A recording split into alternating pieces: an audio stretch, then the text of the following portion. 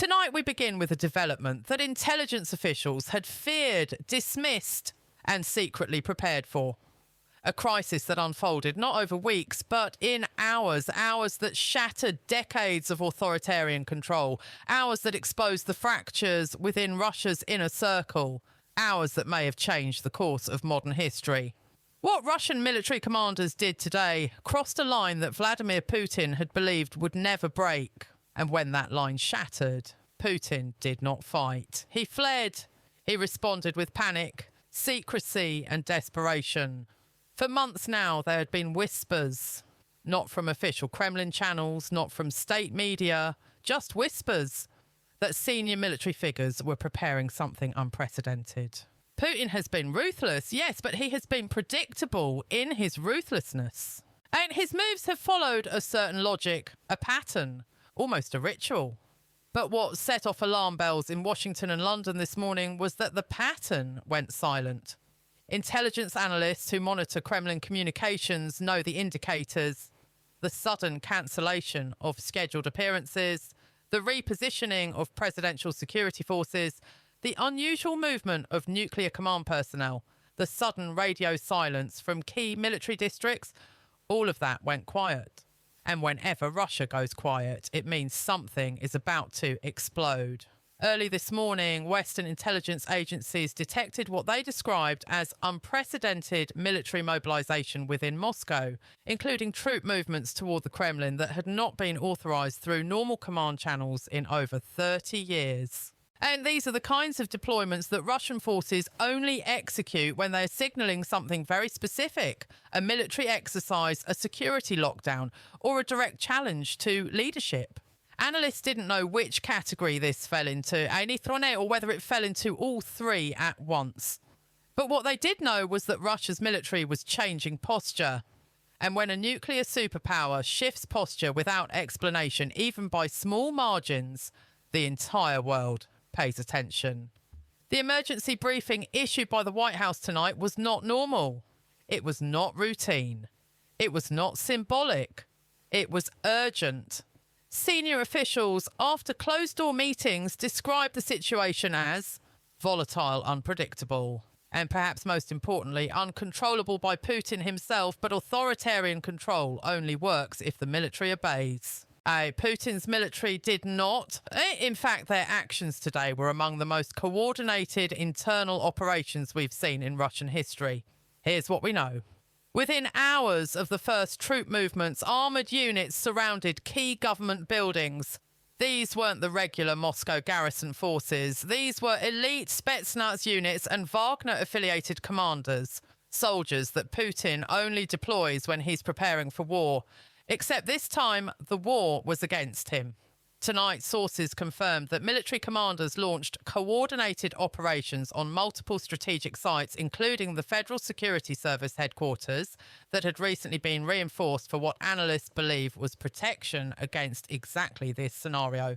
The military moved before Putin could order countermeasures. They seized the main television broadcasting centre. They surrounded the defence ministry. They blocked all roads leading to Putin's known bunker locations. In other words, they targeted Putin's ability to communicate and escape, the infrastructure that would have made his resistance possible.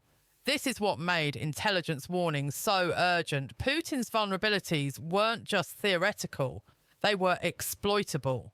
His position represented the kind of weakness that could collapse if challenged directly, and Russian military commanders, understanding that fully, responded with force.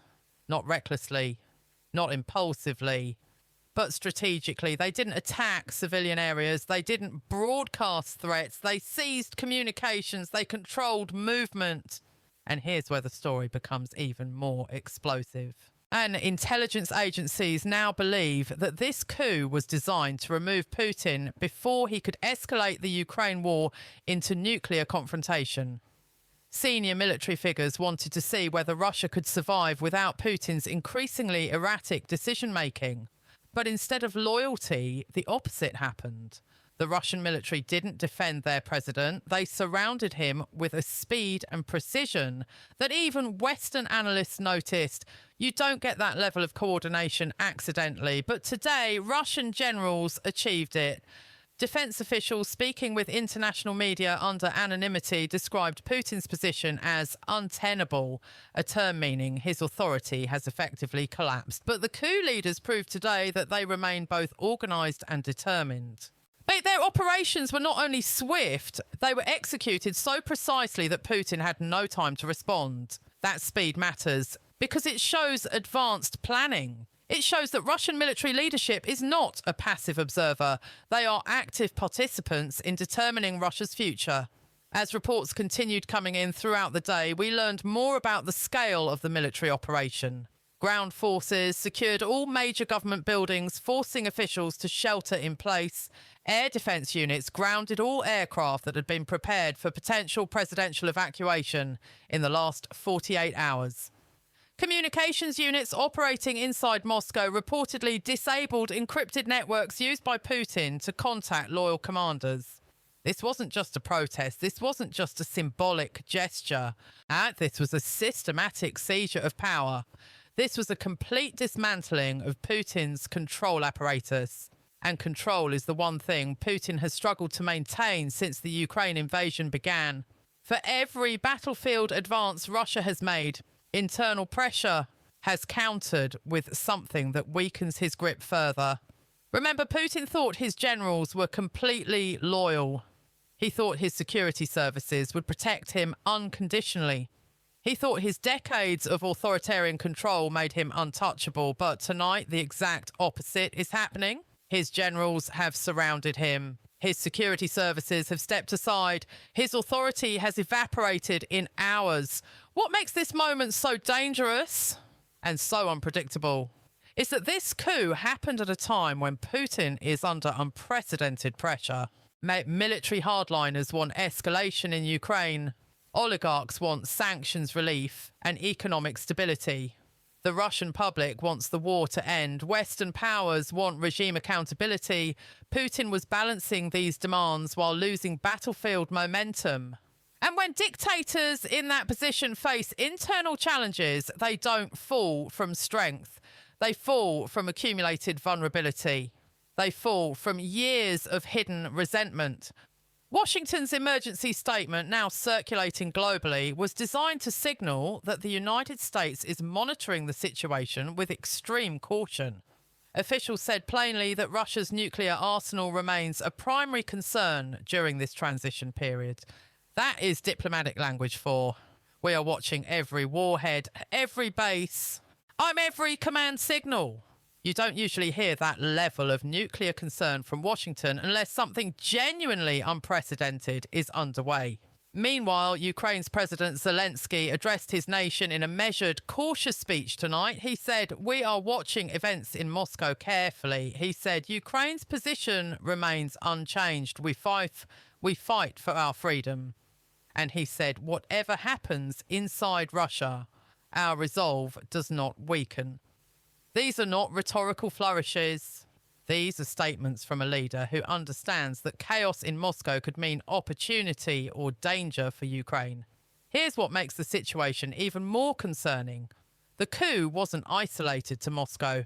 Along with the Kremlin seizure, military commanders in St.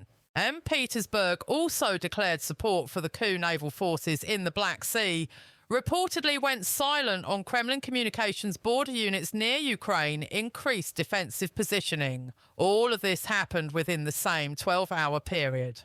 When multiple Russian military districts move simultaneously, it means something coordinated and planned is underway.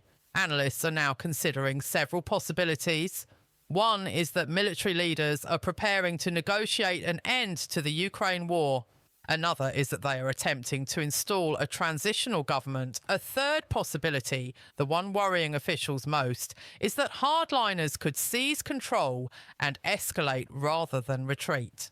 But today, the immediate threat of Putin's continued leadership was removed. They didn't wait for permission. They didn't negotiate first. They didn't give Putin time to prepare. They acted. What we're watching now is a test of Russian stability. Military leaders want to show they can govern. Western powers want to see nuclear weapons remain secure. Ukraine wants to ensure the war doesn't escalate further.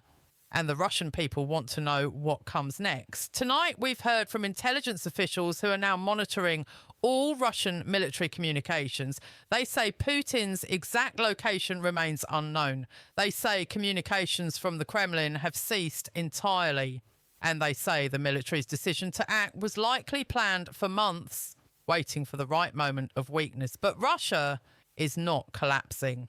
In fact, military commanders are broadcasting messages of stability. Their actions today, swift, coordinated, and strategic. Stekpochen sent a message to the world that Putin's era may be ending, and it sent a message to Russians that change is possible. As the hours go on, we expect more details to emerge about what exactly triggered this moment. But what we do know is that military leaders moved decisively. They neutralised Putin's communication ability, they secured strategic locations, and they prevented any immediate countermeasures. What happens next will depend on what Russian commanders announce in the coming hours. If they establish order, this moment will be remembered as a turning point. If chaos follows, the world has already shown it is watching carefully. They have shown they are ready to respond. And tonight, for the first time in over 2 decades, Vladimir Putin appears to be powerless. The Kremlin is surrounded, too quiet. And when Moscow is quiet, after an event like this, it means decisions are being made. It means Russia's future is being written right now. Because tonight, Putin learned something he never expected. His military was never truly loyal. His power was never truly absolute. And his reign was never truly permanent. This story is far from over. But tonight, one thing is clear.